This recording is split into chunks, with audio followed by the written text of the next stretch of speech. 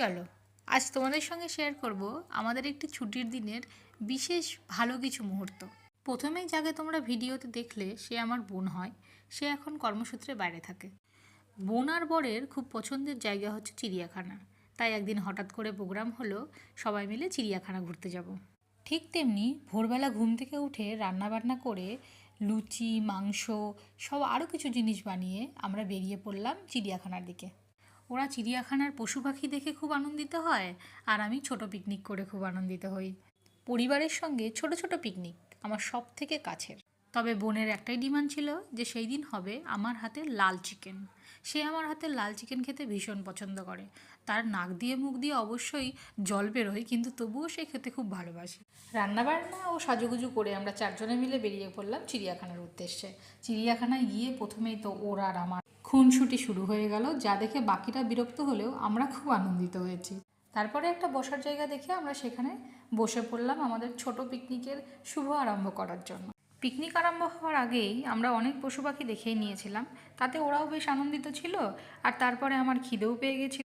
সেদিন আমাদের মেনুতে ছিল ভাত ডাল, দু রকমের মিষ্টি এবং আমার হাতের লাল চিকেন, আর সবার পছন্দের ফুলকো লুচি। যেই স্যালাডগুলি তোমরা দেখতে পাচ্ছ সেই স্যালাডগুলি ভাই আর আমার বর দুজন মিলে বসে বসে সেখানেই কেটেছিল।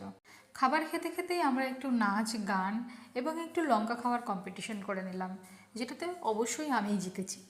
ঝাল খেতে ওরা একদমই ভালোবাসে না, তবে আমার জন্য এতটুকু ওরা অ্যাডজাস্ট করেই নেয়। বন্দি অবস্থায় পশু পাখি দেখা আমার মন খারাপের একটা বিশেষ কারণ হয়ে দাঁড়ায়। সেই জন্যই আমি চিড়িয়াখানা সবসময় চেষ্টা করি অ্যাভয়েড করতে।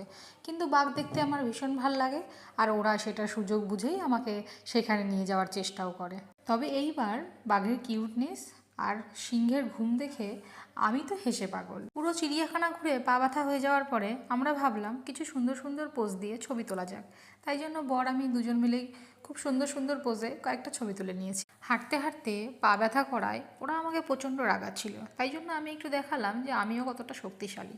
কিন্তু যাই বলো, রাগ তো আমারও হয়। হয়তো এই সমস্ত দিনগুলি আর কখনোই ফিরে আসবে না, কিন্তু স্মৃতি হয়ে আমাদের মনে সারা জীবন থেকে যাবে।